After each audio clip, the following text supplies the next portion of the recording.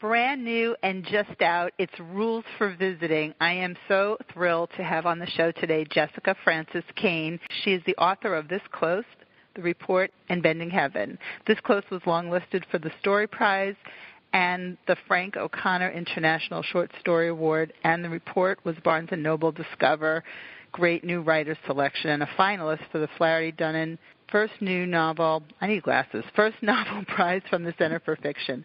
Her stories and essays have appeared in a number of publications, including Virginia Quarterly Review, McSweeney's Missouri Review, the Yale Review, A Public Space, and she lives in New York with her husband and her children, and you can visit her website at jessicafranciskane.com.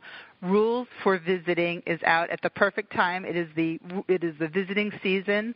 Summer is coming, and welcome to the show, Jessica. Thank you. I'm delighted to be here. So excited. I mean, my first introduction to this book, I don't know if you saw the photo posted on Facebook, was my daughter holding this book. I did. Did you see that? Okay, yes. So that was my daughter holding this book, and we weren't in the quiet car. So I will preface this by saying, luckily, we would have been kicked out of the quiet car because she was laughing nonstop, and she just kept saying, and that's this so is great. Yeah, it is the best. I mean, to read a book, is such a solitary thing, and to really get a laugh when you're reading. I mean, you might go, or whatever, and there are some books I've laughed through, and I keep promising to make a list of those. But she was full on. She was like, "This is such your kind of book. I can't wait till you can read this book. This is such your kind of book." Yeah, and I know that means that's code for spot on, funny, smart. You've never read anything like this. You're going to love this. And so, Reading with Robin fans, you're in for a treat. It's Rules for Visiting. It's just out, and I am speaking with the author. And I was reading the article that you had written for McSweeney's. So talk about where this all begins.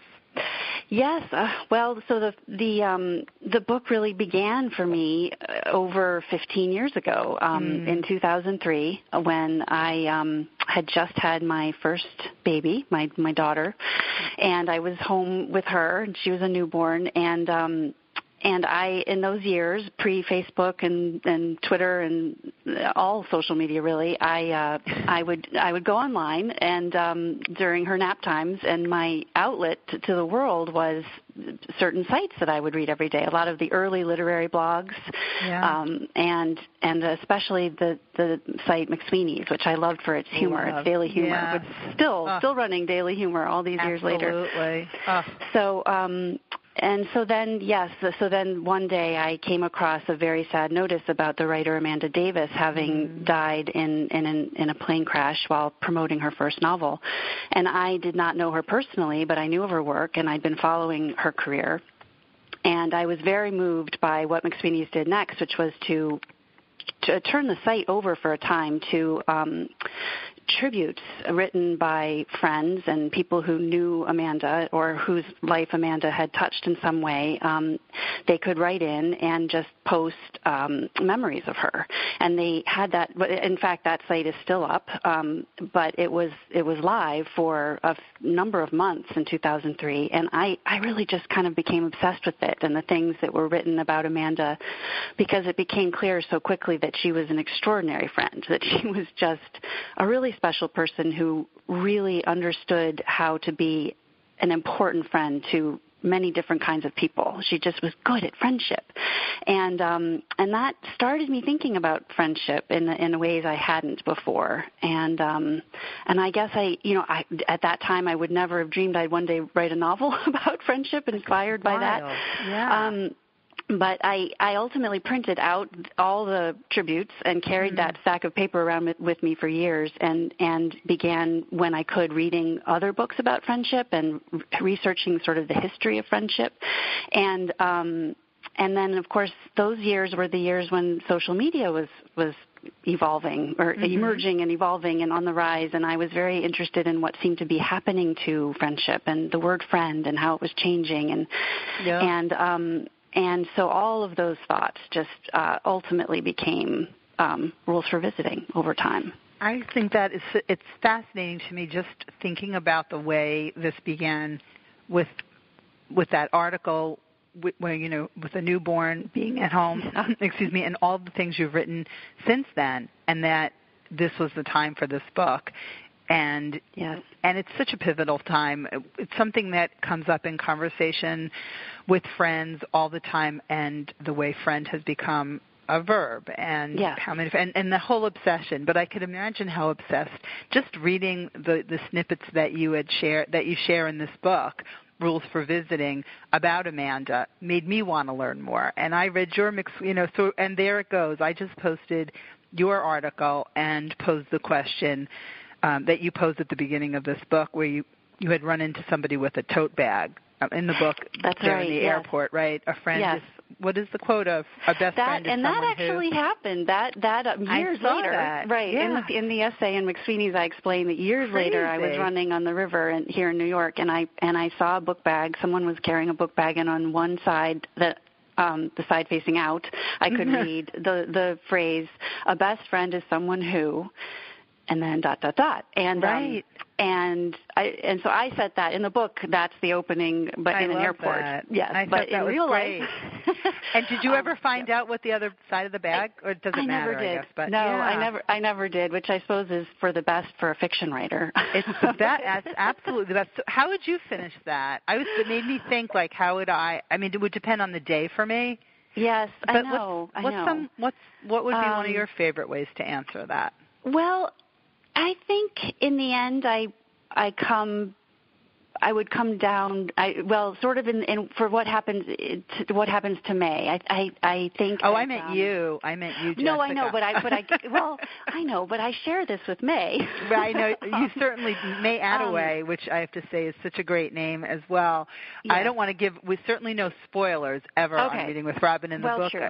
No, and I know you wouldn't do that. The book is just out, and it's called Rules for Visiting, and you can hear by the sound of my voice and the excitement. And we only discuss the books that we love on the show, but some we love more. And for people who know what I really like to read, and I always enjoy the books that I talk about on the show. That's why I have the authors on. But then there are the books that are like really at the heart of what I want to read. Yeah. And this is very bizarre how I'm qualifying this, because I read what I want to read. That's why I do this whole thing.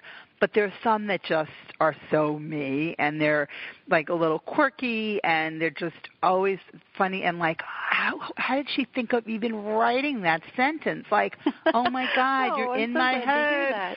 Yeah, and that's why when my daughter was laughing as she was, I just couldn't wait for her to finish it, so that we do share. I could have certainly asked your publicist for another, but we like to share. And I love that you do that. You read that way with your daughter. That's so great.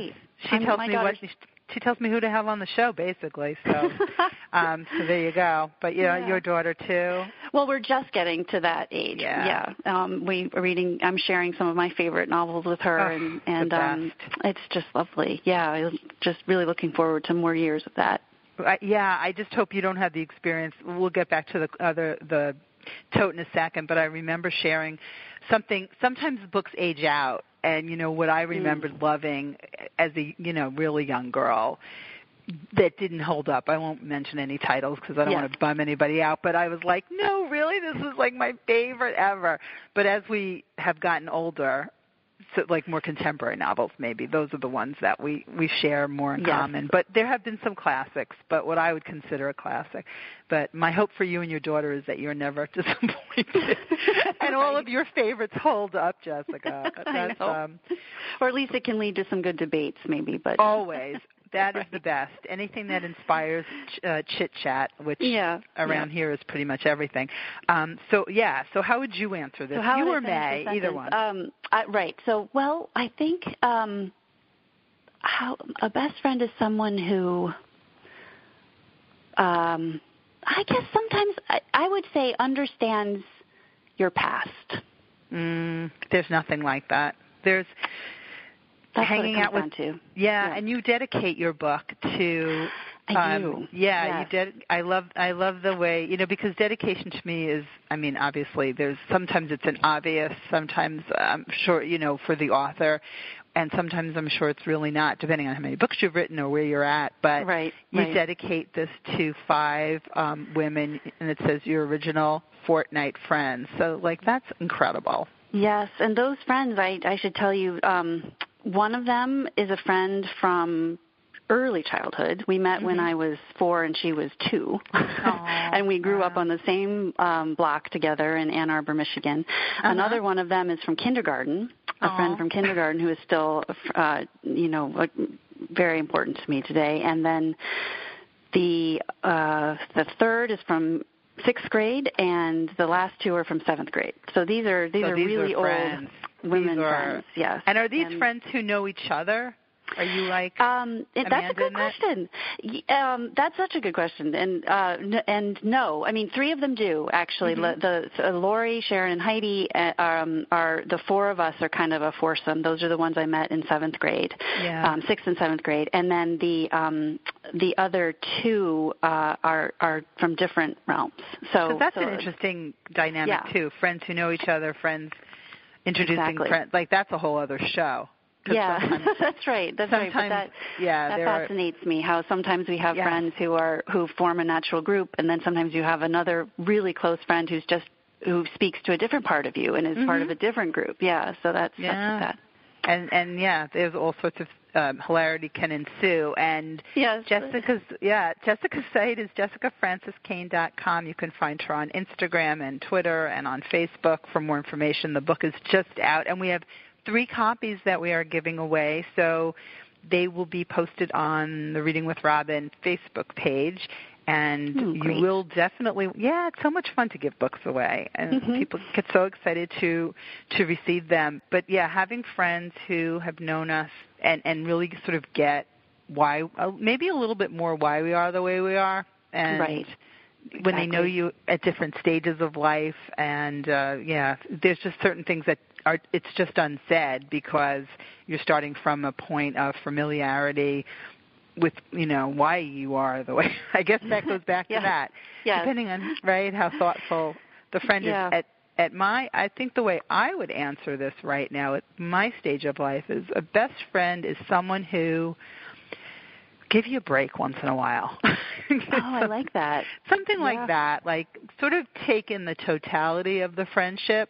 And when, things like, I think friendships can wax and wane, or different ththings happen in life and can allow for more or less time with friends. But friends is sort of taking the whole picture and give you a break. I might be speaking to some specific friends right now. If they're tuning in, no, I'm kidding. No, really not. But, it really, friends hold a different place in life depending on your time, and I'm sure with your children friends you made when they were little, then friends, parents, friends are sometimes you're friends with those parents and the children are no longer friends, so like that sometimes happens, and people move, absolutely. People move. All sorts of things. So this is called Rules for Visiting. I'm like, Rules for Friendship. And you also do mention in the books, or maybe in the notes somewhere, Julie Clam's Friendskeeping, which I loved.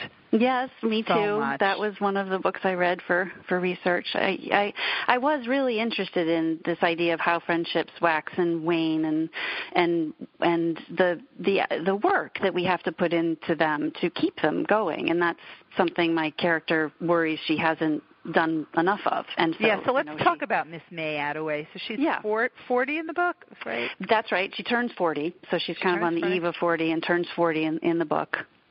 And she's worried, right? And she's worried, right? She that old expression that friends are the family we choose.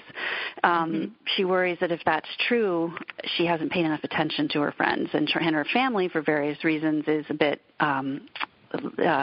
estranged from her, lost to her in various ways. And so she sets out to figure out where her friendships stand and what role friendship can play in her life to sort of re-find herself. And I was really interested in that idea of I got interested in the books that have been so popular in recent years, where memoirs mostly, where of a year's effort towards something. So, I love that, right? Yes, right. So Cheryl Strayed's Wild and the Under the Tuscan Sun or A Year in Provence, I've loved those stories, and I love the idea of taking a year and trying to change yourself radically. But I wanted to write a story in which the year's effort was towards something that, could you get better at friendship the way you can get better at cooking, or the way you can get better at something more concrete? Could you actually get better at friendship? And that was sort of the idea May had, and the goal she sets for herself. And so she takes this extra time off she's gotten from work and sets out on this odyssey of sorts to visit four old friends. So, I think that idea is inspiring, and I wonder, the book is just out, so time will tell if that will inspire readers to do something similar, or to pick up the phone, or to write a letter. Exactly. I know. I so hope so. Do you think so? I think it will. Yeah. Well, in the weeks leading up to Pub Date, when I talk about it or describe it to people, and to my extended friends and friends of friends, the two things that strike me are that I do think we're in a moment where people are questioning their friendships and wondering about social media and what role it's played in the last few years, about whether or not it's helped or hindered in a way the way our friendships evolve. It seems that people are questioning that and thinking about it. And two, they say, no one can think of a time when they have just gone to visit a friend, just to visit a friend, not because they're in town for a business meeting or they happen to be vacationing here and, you're nearby, so I'll stop by, but actually plan a trip to visit a friend. And they all think it's a good idea. And so I wonder if we shouldn't be doing this more. I know. Well, and there used to be that idea of the visit. There's sometimes it's friends maybe lived nearby, or everything wasn't as much of a sense of travel and distance. And that, I think some of the thoughts in this book certainly also could translate to family. Yes. All relationships that you really need to put the time into. And then, of course, I'm the one who thinks, well, once you've done all that, then it's just time to do it again. Like, you can never get on top of it, right? It's exhausting. But you've made the effort. But whenever there's a sad occasion and everybody drops everything to be somewhere, you think, well, we can do it for that. Why not? Why don't we do it more often? Right. I know. Right. And schedules are nuts, and just life keeps its pace. But the idea of Facebook and all of this online connection, another thing that we've often discussed too, is there's things, major announcements, happy and sad, are posted. You might not see it, and people you want to acknowledge, people don't pick up the phone in the same way, or information isn't communicated the same way. A lot's assumed, and it's like, well, no, I didn't see that so-and-so passed away on Facebook. I missed that obit. I would have been there. It's awful. Right. It's awful, And at the same time, there are more and more articles, it seems to me, that say that the true benefit of friendship comes from face-to-face time spent. Absolutely. It's not the same. And we're losing the pleasure of giving these announcements, whether it's good news or sad news, face to face. That we don't do that anymore, and that's actually where the benefit comes from. But we don't get on the phone, and I wonder if the genie can be put back into the bottle on that one. It's I know, or new modes will evolve, because it's it seems like so many people are trying to find a balance. They're not leaving social media, but they're trying to think about ways in which they might cut back, or choose one platform versus another. There are all kinds of ways of approaching it, but it does seem as if everyone's questioning it, wondering about it. There's a tipping point. There's something coming, because it can't. I think that, we used to get on the phone to chat. This is a wonderful visit, and I'm on the phone with Jessica Francis Kane. Her brand new book, Rules for Visiting, is just out, and you can visit her site at jessicafranciskane.com, and every place else where you need to be when the book's out, and everyone's going to be wanting to visit you, and you have get your guest rooms ready. Right? Is this not the best book to bring? If you're, I always think a book is a great gift to bring, but if you're going to, the summer is upon us, and people love to have house guests. And we were talking off air too. This gorgeous cover. You talk about the artwork on it, because it is fabulous. Yes, I know. It was found by the art director at Penguin Press, and it just seemed to us to speak to the well, of course, to the listeners who haven't read it yet, May Attaway is a botanist and a gardener at a university, and so she loves plants and trees, and so there's a lot about gardening in the book, and so these flower pots just seemed perfect, quirky in the way that May is, and just right, yes. And then I have to also mention the trees inside the book because they mean so much to me. May is passionate about trees, and there's a kind of ongoing dialogue in the book between her father, who's 80, and his thoughts are turning toward the tree he would like to be planted as his memorial tree. And so they've been exchanging tree sheets for a few years as May to try to choose the tree that she will plant to memorialize him. So this is kind of the way they communicate. And as I was writing the book, I thought, I want to have trees somehow in this book because I didn't think that people necessarily have a good sense of the shape of trees in mind. So I wanted them to be able to see what the trees looked like, but I didn't want them necessarily to be botanical drawings. I wanted them to have a mood too. And so the artist I immediately thought of was Edward Carey, whose work I love. And I wrote to him and asked him if he would draw trees for me, and he said he would. And that meant everything to me. So he drew 5 trees for the book, and I love them very much. They're interspersed. I love the way you draw. I mean, just the way everything is woven together, and the way trees and all plant life needs to be nurtured, as do friendships and all of that. And so much care has been, and so many details in this book, in this sweet book. And I love that you wrote to him and got him to do the illustrations for you. It's just you're welcome. No detail is lost on the reader, not the way I read anyway, and the essence of the plant life and I'm going to use that generically, I guess. Well, we have all of the Latin terms in here too, so I learned a little bit. Right, also. Because that's May's mindset. She's very what would we say? Very specific, very accurate. You know, she's kind of she draws a clear picture. Way. Right. Yeah. So and it's just again so much heart and honesty and clarity, and also the quote here from Virginia Woolf. I mean, just every little piece of it. It's just a beautiful book. You must be so proud of just every little inch of all the detail, all the care in the detail. Yeah, I think that it's. I think it's Ann Patchett who in a wonderful essay she wrote about writing. That a book is. It's like before you begin writing, it's like a beautiful butterfly that you can see, and then the minute you begin trying to write it down, it's like pinning that butterfly. Right. And it's never quite the same as you imagined it before you started writing. But I have to say that with this book and the way Penguin Press handled the production of it, it's awfully close, and I'm so pleased about that. And I think that emerges partly from just the amount of time it took.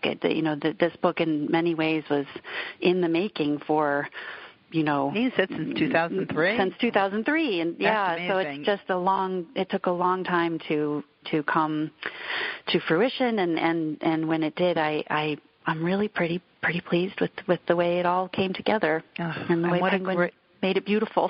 Well, they do an amazing job, and I love working with your team. So it was, where it's who's handling it makes a really big difference. But you can tell how much they cared about the book, and also getting all of the details right down to just the way they're publicizing it and how it's being written about. So that's really special because you can see how much this book means to you, and just the whole connection to Amanda Davis, the writer, down to all of the blurbs. It's like literally Emma Straub and Alexander Chee and Claire Moussad, Julie Clam is in here, and Stuart. I think I know everybody in here. Madeline Miller, Emily St. John Mandel. I mean, everybody. You've got so many wonderful writers singing its praise. That was great. I'm very grateful to my early readers who are all writers whose work has meant something to me, and so I am. It's when they have something good to say about your own work, that's just very meaningful. Yeah. Well, this book, in a lot of ways, is really an ode with the note to friendship and also just awesome writers. The writing is all over it. The writing within the writing, I guess. So people who are just real readers are going to love this. And book clubs should take note. Can you imagine the book club discussions about this? I know. I have to admit I have thought through that because I've I'm part of a book club too, and I know how these things go. And it, I just can imagine people sitting there, and I just think everyone would want to share stories of their own closest friendships, and which would be so great. Talk and comparing them maybe to the 4 different friends that May visits, and yes, let's talk about them a little bit. Yes, right. So they represent different kinds of life choices, I guess you could say, and paths taken. And so I can just imagine a book group thinking about all that and talking about their own friends, and it would be great. But yeah, and one of the things book club does really, and as the antithesis of being online and just having those friendships, and the book is so important. And we've talked about this before. And you're tuned into Reading with Robin. We're chatting about Rules for Visiting, just out by Jessica Francis Kane. The need to really be face to face and discuss things, and the book is important. And sometimes book clubs spend more time, less time on books, but it's that sense of one-on-one time or that's community. Right. That's okay. They're still showing up to be with each other, which is exactly what May decides she is going to do when she visits her friends. She's going to show up. She's going and really be there, right? And be there, right? And and all of the visits just have so much packed into them, and you write in such a great. There's no wasted footage in this book. So talk about the 4 different friends just a little bit. Yes. So there are 4 friends she visits that come from different times in her life. The first friend is Lindy, and she's a childhood friend and has made a life for herself in Connecticut and has a husband and children and a baby. So she's very very domestic and proud of her house and working on that, raising her family that way. May, I should explain, is single, has not married, and so they have that difference between them, but they have a very old friendship that goes back very far. Then she visits. Let's see, who does she visit next? That sounds like the Ghost of Christmas Present. I know, right? I know. She visits Nira, who's a college friend, not her college roommate, but a friend she made in college, and she's in Seattle. Vancouver. Sorry, I think it is. You're going to see sort of the places where. I think at one time she was in Seattle, but I settled on Vancouver. Well, it's funny. I mess up. A lot of the Northwest gets a little bit messed up with my storytelling. So I understand. And she's a woman going through a divorce and with one daughter, a 4-year-old daughter, and they've been friends since college, as I said. So that's a different dynamic yet again. Then she visits another early childhood friend who's now in New York and has married for the first time and has become a stepmom to two twin boys. And she's a career woman in New York, and they have a fancy apartment and are moving soon, and so that's a different kind of life. And then the 4th and final friend is Rose in London, who was also in the landscape architecture program that May had attended. And so she's a friend from that era. And she's also single and working as a landscape architect in London. And she's the final friend that May visits. And then they take a very important journey north to Scotland together, which I won't reveal the purpose of, but that's very important. We will not reveal that. I was like, she's not going to go there. And I think that I love the way that different friendships from different times and geography, the way you've covered all of that. And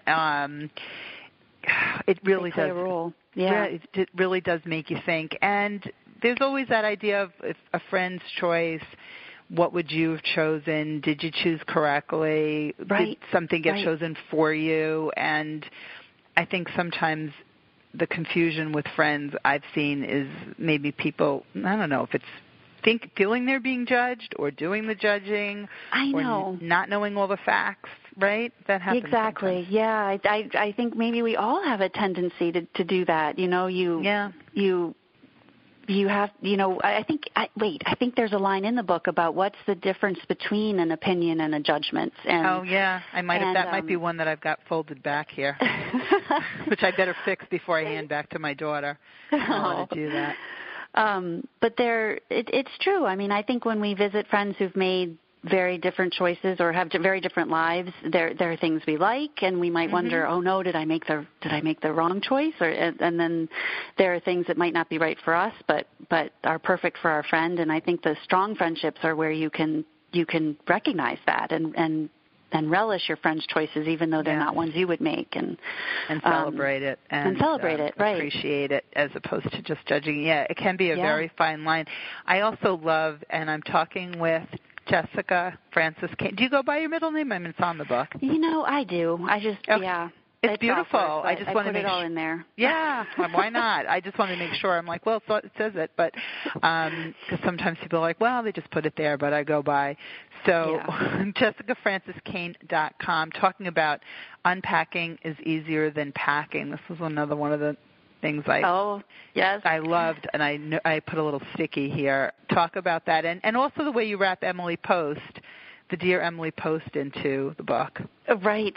So May, you know, I think of May as kind of, I don't know. Many people have told me that May is warmer than I think she is, but so I love to hear what other people think of May. I absolutely think she's warm. Yeah, she is warm, but she's a little in her own way. I mean, in her own way, right? She's a little persnickety, a little difficult. I mean, But people like that get just misunderstood sometimes, I think. I know I have a friend like that who my kids think is not as warm or standoffish, and I'm like, totally she is. This is kind of how she is. But you know, that's my perception, and also, well, I've known her longer. But yes, very warm in her way. Not warm, smushy. I'm a little overbearing. I'll hug you in a second, and like I come across like that. But some people, you know, they just don't see it the same way. But I definitely found May warm. Well, that's great. That's exactly what I was hoping for, is that she has a warmth in her, but not everyone perceives it because she's a little standoffish. She's a little quirky, quirky in her own way, right? So anyway, wanting to be a good visitor, wanting to do this right, she decides that she'll follow the rules of Emily Post, and so she carries that with her, the original 1922 version of the rules. I know, it's crazy, but they hold up. Yeah, I mean, a lot of them do. Some of them do. Right. Some of the ones it's crazy. The idea that we should all spend 24 hours in our own guest rooms to assess how effective they are. You know, that I'm not sure anyone does that anymore, but if we even have guest rooms. I'd probably get mine cleaned up if that really actually happened. But I think that is really something. What's another one of Emily Post's that doesn't necessarily stand the test of time? Well, let's see. I'm trying to remember. There's something about your demeanor as a. Well, this was for guests, right? So there are rules for hosts, which is funny because May is also kind of holding her hosts to certain standards too. That she's, of course, she is, and she's not really rating them, but again, back to the idea: is she judging them or not? You know, she's just sort of trying to learn how they do it, observing, right? Yeah. She's trying to find clues about how to live in a way. So she is sort of judging them, but not in a bad way. But there's one about guests needing to have to be amenable, to whatever is proposed, and so that's something May struggles with because she has thoughts and views about what activities are appropriate. It can be really tricky to be that amenable all the time. And at the end of the book, you have rules for visiting. Let's go through some of them. Do not arrive telling stories about the difficulties of your trip. Absolutely. That is the last thing you want to hear when someone comes in. I know. Like, I know, and it's awfully common. You know that? Yes. It really is. I don't know why, but it really is very well, common. sometimes it's because the host makes a mistake of saying, "How is your trip?" Well, that's right. And what you're supposed to say is, "It's lovely. I'm so happy to be here." Not like, "Oh my God, the flight was late. My luggage is in Botswana." I mean, I know. It just makes everyone feel bad. The host wishes that they could have done something to make it easier. Right. And the guest is weary, and you just have to go take over a that. ride around the block before you come in. Bring a gift. Absolutely, bring a gift. Bring a gift. I will amend that for sometimes I like to send a gift ahead so I don't have to bring it. Oh, wow. Yeah. That's a good idea. Thank you. I've never done that, but that's an excellent idea. Oh, yeah, a lot of time. Yeah, I like to send a gift ahead so I don't have to schlep it, depending on what it is. But then, of course, I always feel the need to bring a little something. Make your bed and open the curtains. I love that. A guest room is not a cave just because it's temporary. I can be accused of definitely not doing either of those things, depending on where I'm staying. It's funny. So I have always tried to set a room back the way I found it. That's what I do. Yeah, that's what I do. But I have a friend who told me that, so she said what she does is she takes a picture of the bed with her phone so that she knows exactly how it was made. And I don't know if that meant she makes it that way every morning. And I'm not, that's not what May is thinking either. But the idea that the room is left kind of in darkness because it's not really your permanent place. Right, you're not really staying there. Right, I wouldn't. Yeah. It's so funny. It would depend on where I guess I was staying. I'd make sure it looked the same way when I left, but I'd probably that's the most important. Exactly. Right. Yeah. Do I have to strip I also think of it, like you're not at a hotel, so it's very different. That's right. And there's the distinction. Anyway, May has all these rules. She has 10 rules. I'm sure she has more, but there are 10 listed in the book. Yes, 10 listed, And they're just, don't feed the pets. Yes, don't feed anybody's pets ever. I know. Right? I know. I feel pretty strongly about that one. I've run into guests who are convinced they don't feed my cat enough and will fill her bowl when it's not supposed to be filled. Right, because you know the rules. I know. It's your exactly. cat. Don't touch the don't you ask. Don't feed my pets. Help in the kitchen if you're wanted. And I think that's a really important one because not everybody wants you in their kitchen, right? That's right. And there's always something you can do. There's 10, and I feel the need to read them all because that won't ruin the book, right? No. Because there's such good rules. It's kind of the epilogue to the book. It is, so it doesn't... Yeah. It doesn't ruin anything. Unless you are very good with children, wait until you hear at least one adult moving around before getting up in the morning. Yes! Oh, my God. Have you had friends...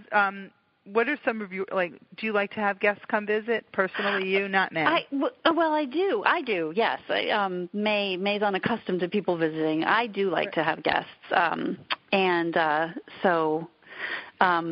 don't know, the writing of this book actually corresponded with a time in my life when we bought a house, actually, in Connecticut, and I had a guest room for the first time because our apartment in New York is an NYU apartment that we have via my husband's job at NYU, and so we do not have a guest room.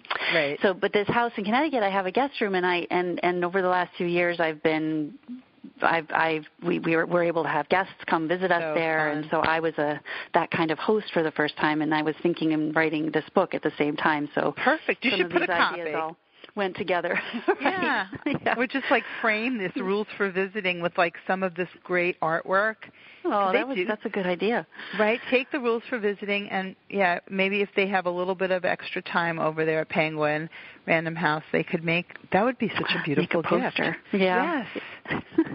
Okay, well, to tell Gail, just another thing to add to the list. I love if you break something, admit it. Oh, my God, there's nothing worse than finding, a piece of something. We'd have to figure out who did it, right? I know, yes. But, yes, exactly. Right? And say goodnight before bed. Don't just disappear.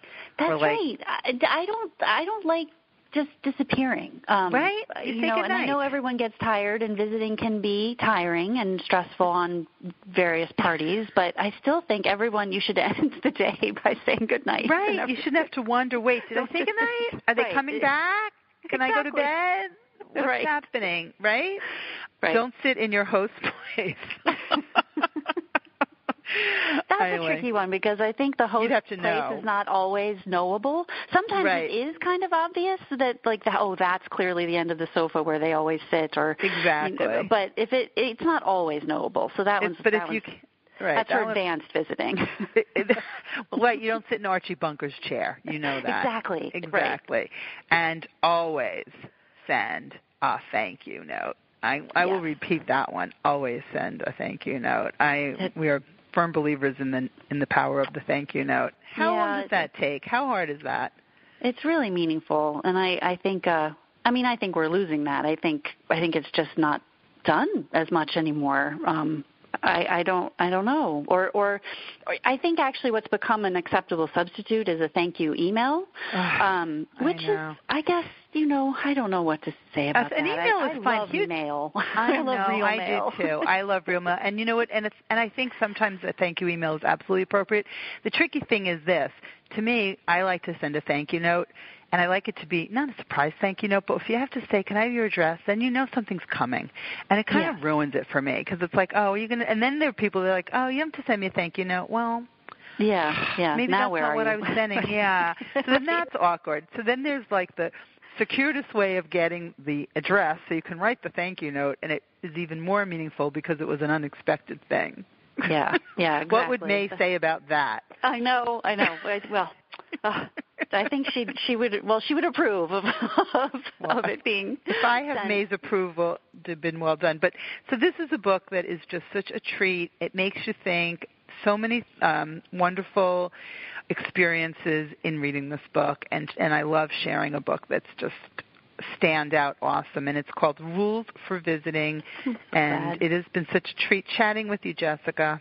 Oh, you too, Robin. Thank you. Thank you for your enthusiasm about the book. It's from the first pictures I saw on Facebook to this conversation. It's just been very exciting. And Emily and I are so excited to share it with our friends and our readers and book clubs who are asking what to read. And I'm hoping to get one of those nice posters now that I think we should have for Rules for Visiting. And I think hotels could put it up. I think it can work in a lot of ways. And cozy inns, bed and breakfast, right? All sorts of, right? Have this book everywhere. And before I let you go, the final question, of course, is what are you reading or looking forward to reading? What am I reading? Or book club, or your book club even. Well, my book club is reading, the next book we're going to read is Educated. Fabulous. Which I'm excited about. Actually, back to the beginning of our conversation, my daughter read that book before me and loved it. And so now I'm excited to read it, and I'll be able to talk to her about it too. That's so great. I love that. I have not read the Allie Smith seasonal quartet, and I am really excited about doing that this summer. Good. I'm a fan of Allie Smith, and that is something I'm going to do this summer. I'm going to read all 4 of them now that the last is out, and I'm excited about that. So you're going to just go boom, boom, right through them? I am, yes. Awesome. That's awesome. That's a great summer project. I know a lot of people who have either they revisit old favorites or they go through like a series or something, like a summer reading plan. I have to post I like to do that too, have a plan, Yeah, because summer reading goes all too fast, and there's nothing like the summer reading season. It's true. It feels different somehow. Yeah, it just does. Do not miss Rules for Visiting, whether it's you can read it whenever you like, but I think you should read it right now because it's out. And visit, again, JessicaFrancisCane.com. It will take you to Facebook, Twitter, Instagram, wherever Jessica is. And I wish you a summer filled with wonderful visits or visitors.